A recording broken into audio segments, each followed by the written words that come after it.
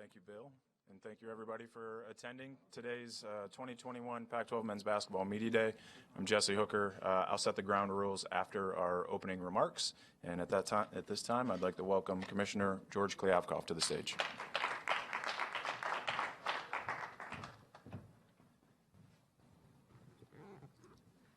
Welcome to the Pac-12 Men's Basketball Media Day. Thank you for being here. It's really great to be back in person as we celebrate the official start of our basketball season. I would like to acknowledge our coaches and student athletes who made the trip to San Francisco to help us celebrate. I would also like to thank all of the members of the media who are here with us today.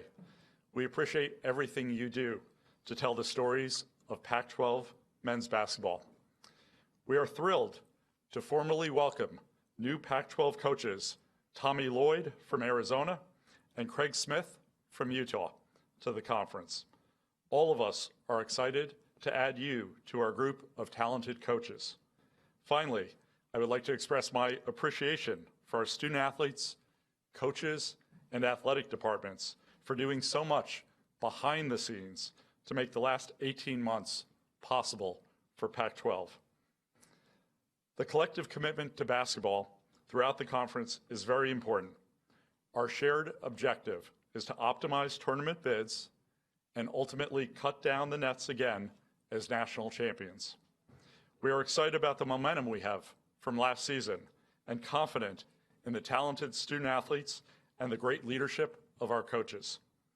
The plan this morning is for me to briefly discuss big picture issues in college sports and then welcome our Deputy Commissioner, COO, and Head of Men's Basketball, Jamie Zaninovich, to discuss the upcoming season. Jamie and I will then look forward to your questions. Anyone following college athletics realizes what an extremely busy and important time we find ourselves in. This morning, I wanted to focus on a few big areas that will impact basketball. First, all of our campuses and student athletes are adjusting to a new world following this summer's enactment of name, image, and likeness. As I mentioned at the start of the academic year, we fully support NIL, and the conference and each of our schools are looking for ways to help our student athletes monetize their personal brands. Another critical topic is the NCAA's recently announced Constitutional Convention and how the outcome of that process will affect the way major college sports governs itself. I believe the Pac-12 and other conferences will end up with more autonomy to control our own destiny and support our student athletes. Finally, I want to touch on conference realignment and the recently announced alliance between the Pac-12, Big Ten, and ACC. When realignment struck this summer, I took it as a chance to check in with all of our presidents and chancellors. What I found was very encouraging. Our universities are recommitted to being part of the Pac-12 and think that expansion is not necessary to achieve our goals. Rather than expansion, our presidents and chancellors were very supportive of us pursuing the alliance. The alliance provides three opportunities. One, to provide additional support for our student athletes. Two, to positively impact the future of college sports. And three, to create new excitement for our fans through creative scheduling and the creation of new college sports events. Each of these issues, NIL, NCAA restructuring, and the alliance, create long-term growth opportunities for the Pac-12. I'm sure our Q&A session will allow us more time to talk about each of these issues. Thanks again for being here, and now I would like to welcome Jamie to address our upcoming basketball season.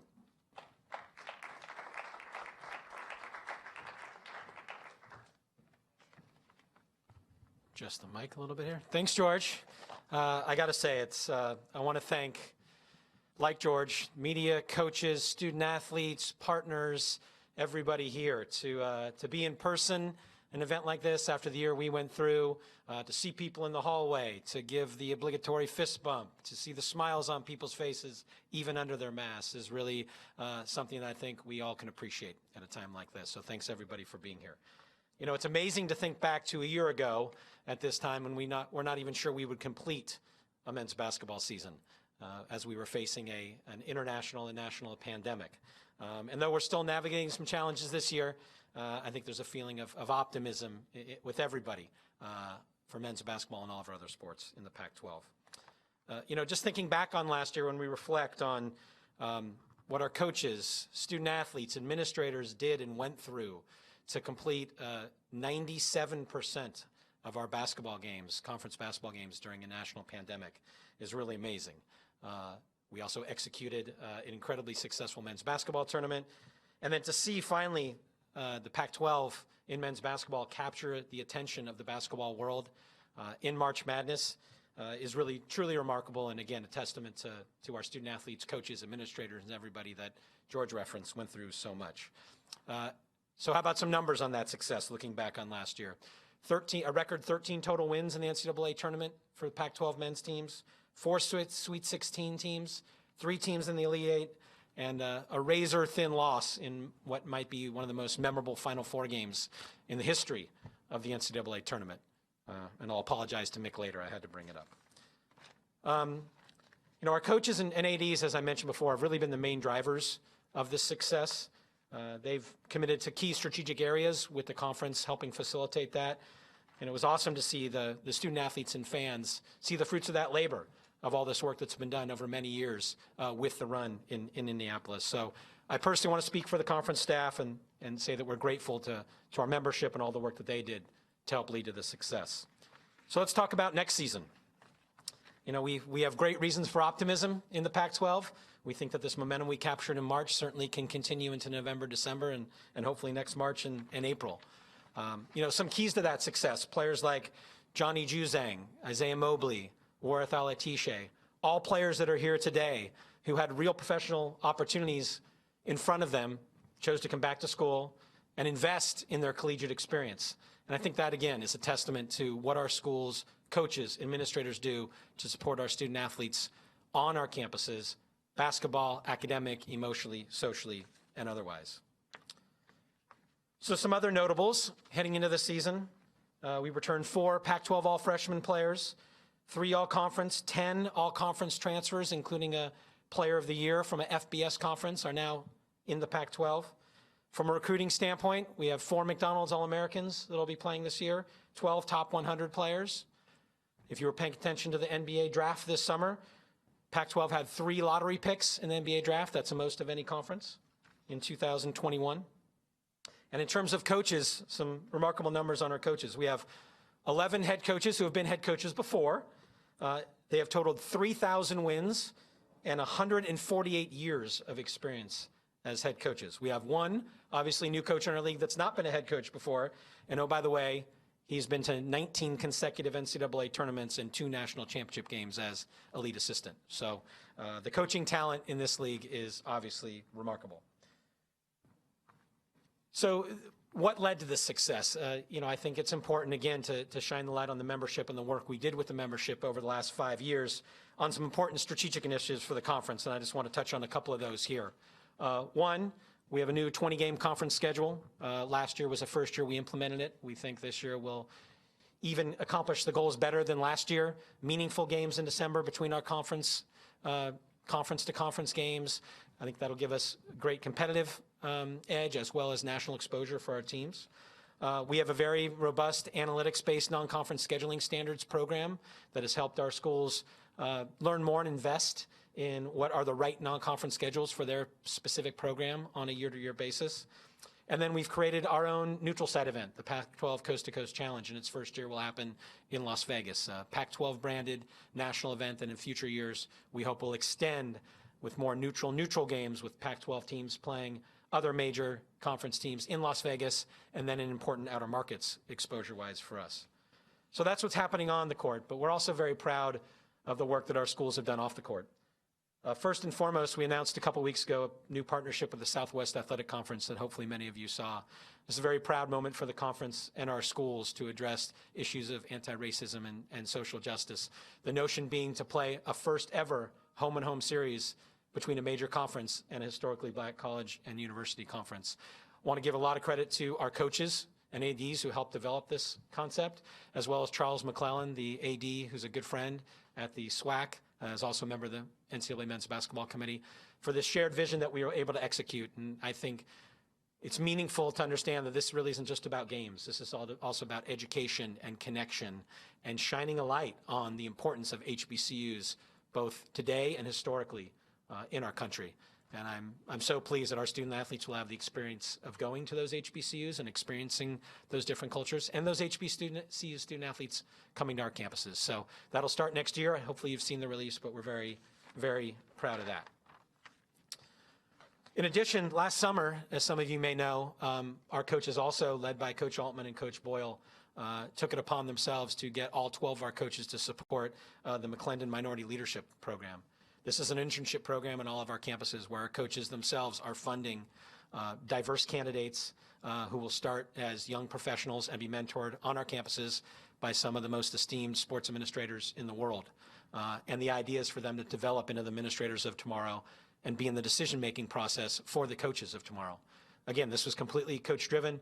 It was started in the NABC with Coach Calipari and Coach Amaker, and Coach Boyle and Coach Altman came to their colleagues and said, why don't we be the first conference to all 12 contribute to this initiative? So I'd encourage the media today to ask them about these interns which are on their campus now and starting this meaningful work.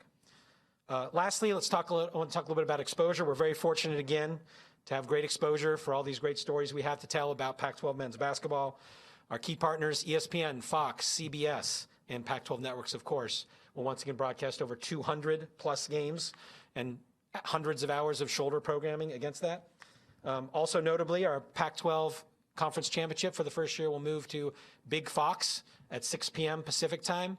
I know Derek Crocker's here at Fox. Thank you, Derek, for your help with that initiative, but that's a great platform for us for our really key game, our championship game of our tournament in Las Vegas to be on in prime time on the East Coast on a major broadcast network like Fox. So we're very excited about that opportunity as well.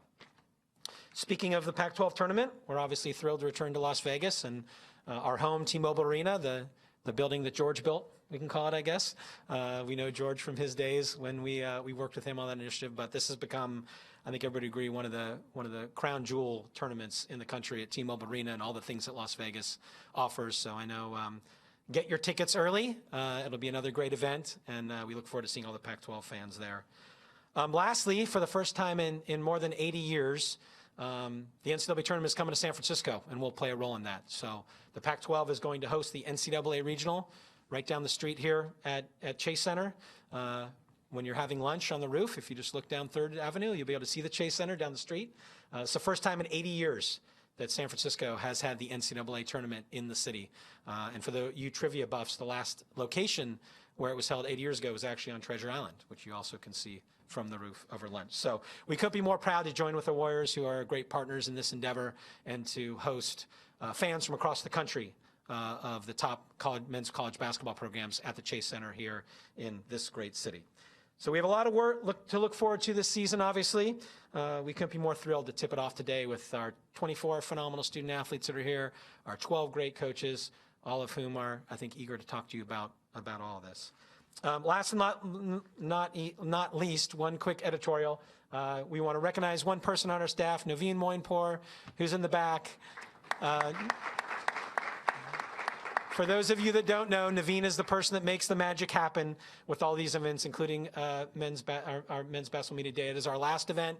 Naveen is off to another great opportunity, and I just felt compelled to recognize Naveen publicly and tell her how much we'll miss her, and we're going to make this the best media day ever today for you, Naveen. So thanks again, everybody, for being here. I'm going to step aside George here, and we'll take some questions.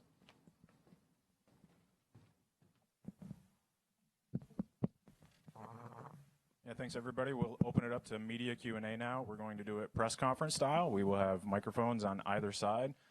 please raise your hand, track me down, and we'll get a microphone over to you to ask a question.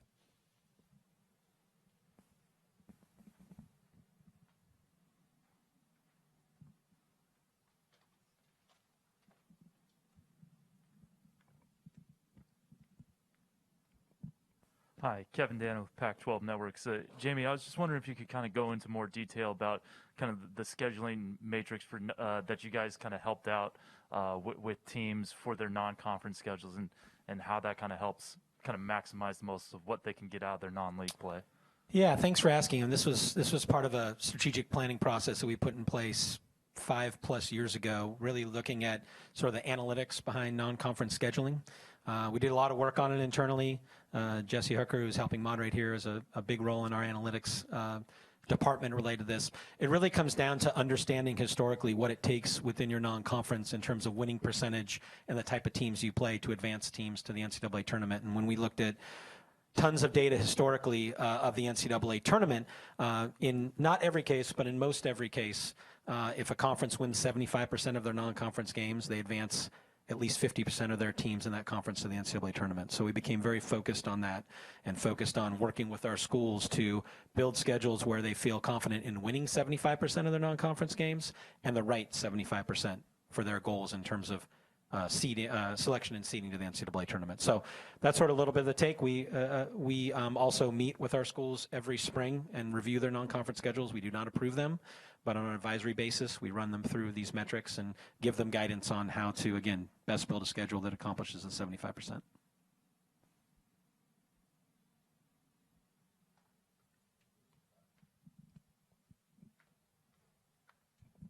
Hi, this is for both of you. It's Bruce Pasco with the Arizona Daily Star. I was wondering, with the NIL, you've got UNLV players, the whole team's getting free cars basically now, sponsored by a dealership. I was curious if you guys have gotten much feedback from within the coaches in this league about how to keep that equitable or what to do, or is it something you feel like there's not much that can be done? Yeah, so the conference is 100% in favor of NIL. Where we draw a hard line is we don't believe NIL should be used for inducement or pay for play. If it's a legitimate NIL deal that does not include inducement or pay for play, we're all in favor of it. And we're putting in place processes to actually help our student athletes get more NIL deals. I'll give you one example. We're unique as a conference in owning all of our media rights. And the Pac-12 Network has announced that it will create a highlight package for any of our students that want to use that highlight package to promote themselves and build their own social brands. And those packages are available to our students for free. If those students end up doing a legitimate NIL deal that's approved by the school, that company that they've done the NIL deal with can come to us, to the Pac-12 Networks, and license for a regular charge that highlight package to promote their product and service.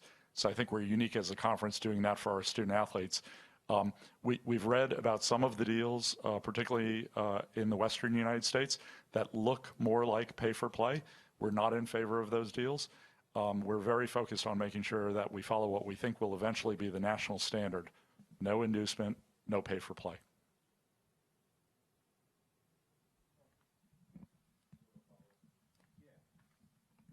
Just to follow up on that, I mean, is there concern that you've heard from the coaches that it might not be equitable or that it could be, I mean, any more than it already may be as far as what schools have what resources? I mean, you know, as far as the playing field out there in recruiting? Yeah, today we're in a little bit of the Wild West because we don't have a fair playing field across all of the United States. There's a handful of state laws, and in states that don't have a law, the NCAA has said our student athletes can do anything they want in NIL without losing their eligibility. The NCAA handed down right before July 1st to all of the schools responsibility for governing their own NIL policies. We're working with all of our schools. I would say we're focused on making sure that eventually there's federal legislation and an even playing field. And of course, there's concerns if folks do inappropriate things, but we're focused on doing things right.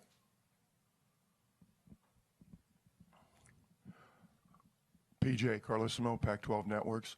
James or George, could you talk more, go into more depth about the Pac-12 coast-to-coast challenge and how you see it developing in the future? I know it's only 4 schools right now, but what happened this year and what's going to happen going forward? Yeah, hi, PJ.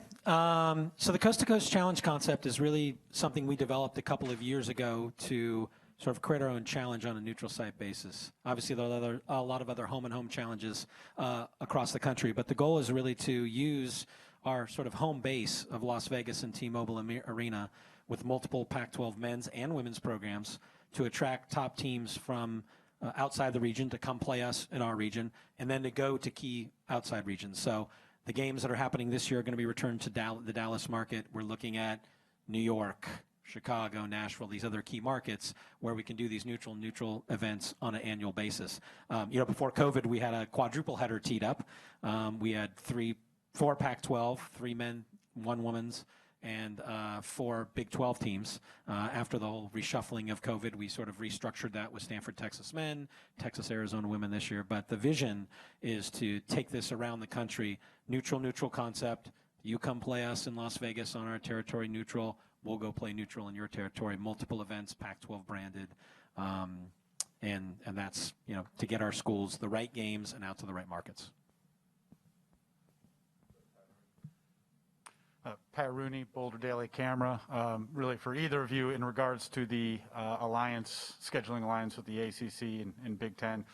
I know George has talked about establishing showcase events, maybe a mid-season tournament. Are you any closer to finalizing anything, or are you still kind of, I guess, exploring options? So let me start with just a broad stroke on the alliance. 3 goals of the alliance, the 41 institutions and the 3 conferences working together to support student athletes is the first goal. And that means for leadership training, diversity, equity, inclusion, mental, physical health, all of the things that we do to support our athletes in the Pac-12, we want to take our best practices, share that with the Big Ten and the ACC, and have them share with us their best practices. And we've already started setting up those meetings and the processes by which we'll be able to evaluate and accelerate that opportunity. The second for us is to work with our colleagues in the ACC and the Big Ten to think about all of the big issues that are facing college athletics and to protect the collegiate model. So whether we're talking about the future governance structure, post-NCAA constitutional convention, or NIL, or the fallout from the Alston case, or conference realignment, or CFP expansion, working together to come up with the best solution. It's not a voting block. We've not agreed to vote together, but it's an agreement to discuss and try and push forward what's right for college athletics in the long term when we're thinking about the solutions to those issues. The third piece is the scheduling piece. That's the one that gets the most attention, but it's the third priority out of the 3. And both in football and men's basketball, we've started that work. That work takes time, and a lot of people have to buy in. We have nothing to announce today with respect to basketball scheduling related to the alliance, but Jamie spends a lot of time working on all of those issues with his colleagues at the other leagues.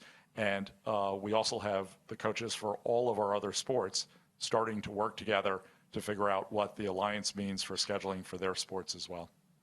Yeah, I'll just add to that we've also identified current alliance matchups that you'll start seeing promotion around. So I think we have I think it's 12 either guaranteed plays or sort of contingent plays in multiple team events between these Pac-12 schools and the ACC and the Big Ten. So we're going to put some marketing around that. The second piece will just be working informally when our schools are looking for games to think about our alliance partners and to add to that inventory. And then third is, which will take a little longer, is the events piece. So we do have a committee. It's college athletics, so we have a committee, of course. But we do have a committee put together, and the initial things they're going to look at are, are there ways that we can work together in the MT environment? Are there ways to expand something like the Coast to Coast Challenge to include alliance partners? And then bigger ideas, to George's point, mid-season tournaments or whatever. That's sort of the waterfall of priorities of how we're thinking about the scheduling. And we have coaches, ADs, others all involved in these committees and helping work on it. Ben Balch, Los Angeles Times. I think it was pretty clear the way the tournament played out that the Pac-12 was underseeded in a lot of cases. How much can some of these scheduling initiatives help with that going forward and the perception of the conference? And on a separate note, we saw Oregon and USC play probably earlier than they had to, given the number of conference teams in the NCAA tournament. Is there anything the conference can do to make sure that type of situation doesn't happen again? Let me think of the most concise way to answer this. because I actually was part of a subcommittee on the men's basketball committee that helped develop the bracketing procedures that help avoid teams playing earlier in the tournament. So they're pretty complicated. But within the committee, and Martin Jarman can share this soon as he's our committee rep with you, Ben, is basically there are rules around how soon teams can play, and it really has to do with how many teams are in the tournament and how highly seeded they are. So it's, if you have teams that are in the top 4 seed line, for example, they have to be separated within regions, so they can't compete against each other until the Final Four. So some of it has to do with how many teams you get in and how high the seeds are, which goes back to your first question.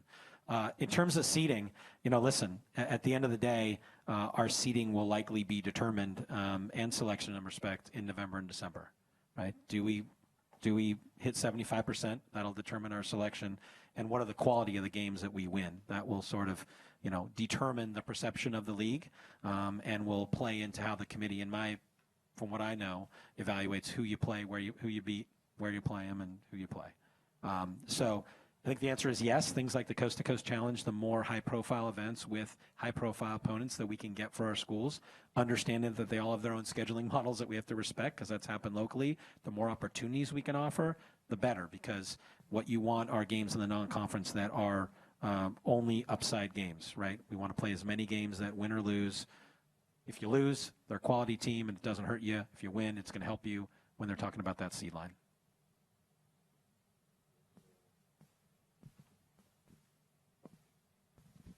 Kim Grinolds from Dogman.com. Good to see you again, George.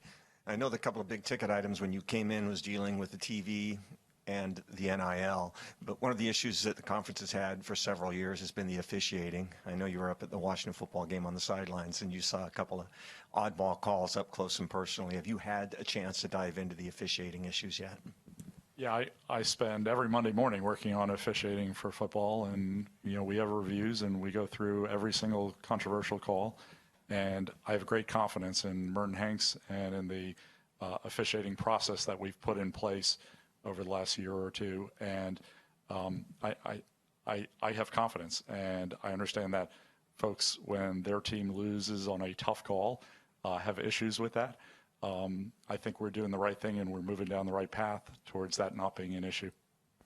I'll just add one specific thing to basketball officiating. You never go up and champion officiating. No one's ever pleased with officiating. We have former coaches in here, but the way we measure how we do in officiating is sort of how the national perception. That really relates to selection in basketball in the NCAA tournament. So last year, for example, of the 11 officials that worked the Final Four, 6 of them were Pac-12 officials. So more than half came from our Western Consortium, which only represents about 25% of Division I. So we feel really good about what Bobby Deibler does for us, and we have a 6-conference consortium in men's basketball. But officiating is an inexact science, and you got to work on the process and the sophistication of that process every day.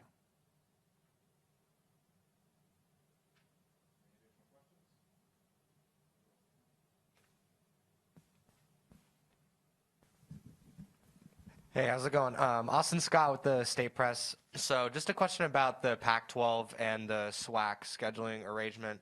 I know it's already a 4-year arrangement, and obviously it's a big step for Pac-12 basketball, college basketball, and all the outside related social justice issues and stuff like that. Is there, if and when the objectives that this arrangement is planning to kind of accomplish, is there sort of some growth that you can see beyond these 4 years, and maybe even more games, more awareness beyond this 4-year period? Is this something that you see growing over, I don't know, 5, 10 years or so? Absolutely. I mean, I think when we talked to Charles and his staff at the SWAC, we wanted to make sure that however we did this, work for both conferences. And we initially looked at a 2-year model, and we thought a 4-year model was better, where we had sort of less games but more years. We have not started talking about sort of the next cycle yet, just because we have so much work to do on the education initiatives and other things to plan the games, and our schools are scheduling them as we speak. But we anticipate our women's basketball will be involved in this.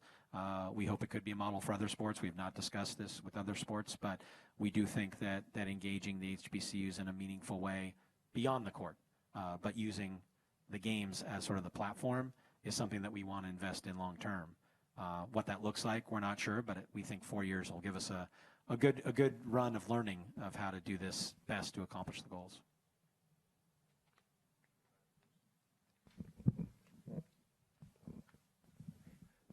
Jamie, I was just wanted to see that the 20 game where you've got 2 in December around the football championship weekend. Is that going to stay in this format, or is there still any possibility you might tweak how you get to 20 down the road?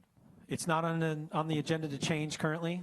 As you know, the goal, which was driven by the coaches and our IDs at the time, when we decided to go to 20 and used a lot of this analytical analysis to go there, was to try to make those games sort of in a tight window, both for scheduling, so you don't have to hold a lot of dates beyond that, because we know the conference schedule comes out a little later. And then secondly, to give us a little promotional vehicle, right? We felt like if we could put all those games in a similar time period, most of them are between Wednesday and Sunday of football championship game week. There are a couple exceptions due to academic calendars, but most of them are within that time period, that it would be a nice sort of tip-off for our conference season. And our coaches discussed, when we talked about going to 20, a couple of years ago, do we put those at the beginning of the season? Do we try to put them in the middle of the season? I think they felt like we don't want them at the very beginning of the season like some other leagues do, probably too early, but we don't want to crowd our schedule sort of after January 1 either, and we don't want to get in the way of sort of the real estate where the MTEs play, because those are so important to Ben's questions. So that was a rationale for why they landed there, and we don't anticipate that changing unless that gets on the agenda again, which it's not right now.